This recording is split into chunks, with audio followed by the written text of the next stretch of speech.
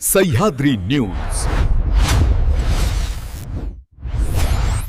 आवाज महाराष्ट्राचा। दौंड येथे SRPF गट क्रमांक 5चा 78वा वर्धापन दिन उत्साहात साजरा।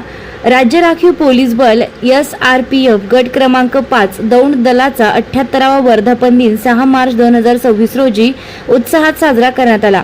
1948 साली पुरंदर येथे स्थापन झालेल्या या शिस्तबद्ध दलाच्या स्थापना दिनानिमित्त राज्यभर विविध ठिकाणी कार्यक्रमांचे आयोजन करण्यात आलं। दौंड येथील राज्य राखीव पोलीस बल गट क्रमांक 5च्या मैदानावर दिमाखदार संचलन, परेड आणि थरारक कवायती सादर करण्यात आल्या। जवानांनी सादर केलेल्या शिस्तबद्ध संचलन आणि कौशल्यपूर्ण प्रात्यक्षिकांमुळे उपस्थितांमध्ये देशभक्तीचा आणि अभिमानाचा माहोल निर्माण झाला। या कार्यक्रमाद्वारे जवानांच्या अहोरात्र सेवेचा गौरव करण्यात आला। वेळी प्रमुख अतिथी म्हणून उपजिल्हाधिकारी व प्रांताधिकारी दौंड रेवनाथ बलबडे उपस्थित होते। तसेच सहाय्यक समादेशक अशोक बोंद्रे, समादेशक सहाय्यक सुनील सरोदे, सहाय्यक समादेशक सचिन डहाळे यांच्यासह अधिकारी व कर्मचारी वर्ग मोठ्या संख्येने उपस्थित होते। कार्यक्रमाचे सूत्रसंचालन पोलीस उपनिरीक्षक शेख यांनी केलं। वर्धापन दिनानिमित्त दलाच्या शौर्य, शिस्त आणि समाजसेवेची परंपरा अधोरेखित करण्यात आली।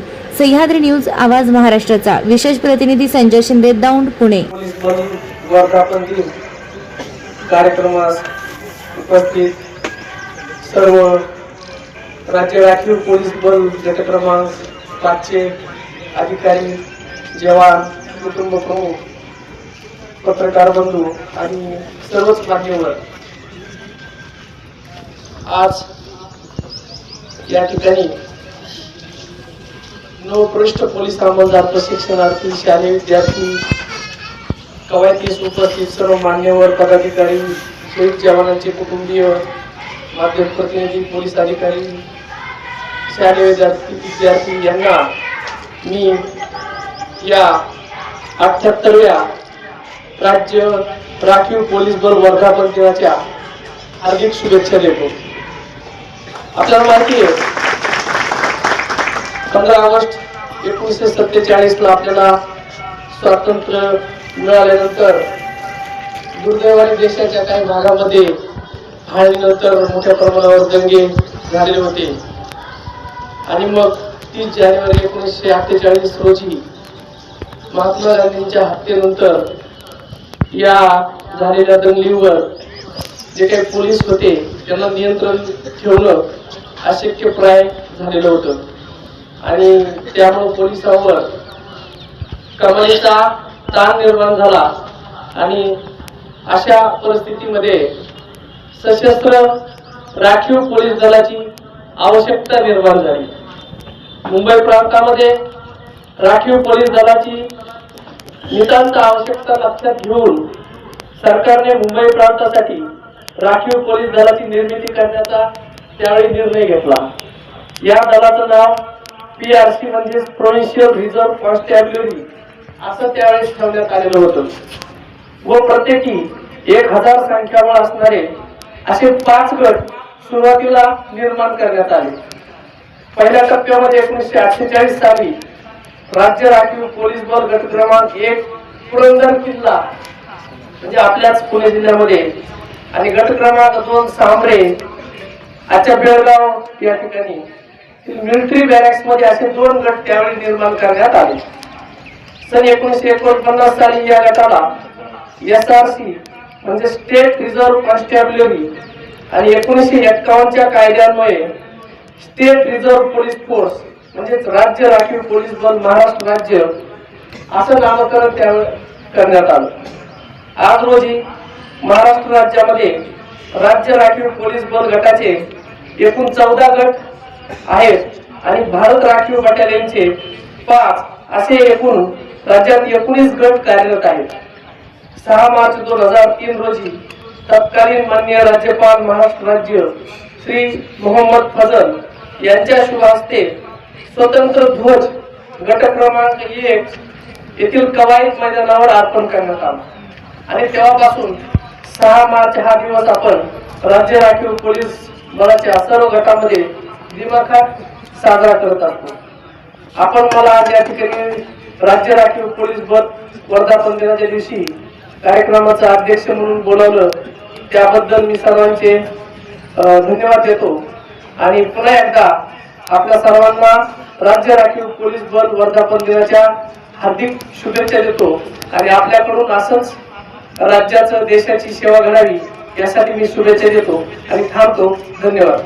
पोलीस बल वर्धापन दिनाच्या निमित्तानं आभार प्रदर्शन प्रकट करत असताना या कार्यक्रमाचे प्रमुख अतिथी माननीय श्री रेवणनाथ लबडे सर, उपजिल्हाधिकारी, तसेच उपस्थित मान्यवर पोलीस अधिकारी, पोलीस अंमलदार व वर्ग 4 कर्मचारी बंधू भगिनींनो, एखादा कार्यक्रम यशस्वी करण्यासाठी खूप लोकांचे सहकार्य लागते. एखाद्या अगदी लहान सहान गोष्टीमुळे ही कार्यक्रमाचे स्वरूप बदलून जाते. आतापर्यंतचा कार्यक्रम पाहता वर्धापन दिन सोहळा अतिशय दिमागदारपणे पार पडला आहे. या कार्यक्रमासाठी माननीय श्री रेवणनाथ लबडे सर, उपजिल्हाधिकारी, त्याचप्रमाणे प्रमुख अतिथी म्हणून लाभलेत. त्यांच्या उपस्थितीमुळे या कार्यक्रमात एक वेगळी उंची लाभली.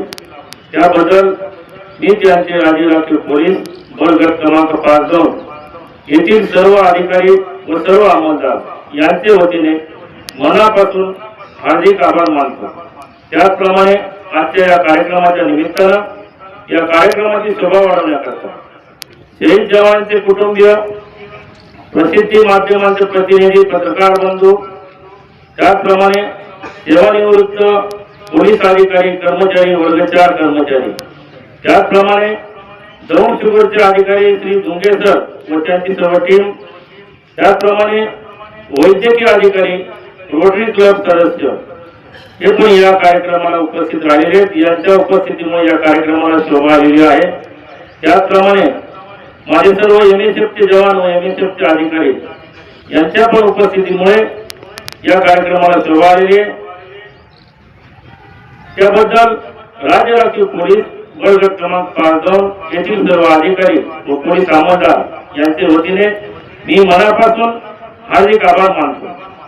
तसेच आज हा वर्धापन दिन सोहळा राज्य राखीव पोलीस बल गट क्रमांक 5 येथील अधिकारी, अंमलदार व महाराष्ट्र सुरक्षा महामंडळाचे नवपरीक्षा प्रतिनिधी यांच्या अथक परिश्रमामुळे उत्कृष्टपणे पार पाडला. त्यामुळे त्यांचेही आभार व्यक्त करतो. नाव वैयक्तिक किंवा कोणाचं सार्वजनिक नाव घेण्याचं राहून गेलं असेल तरी मनापासून सर्वच उपस्थितांचं आभार प्रकट करतो.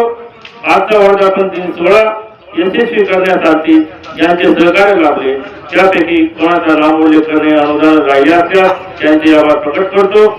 या ठिकाणी थांबतो.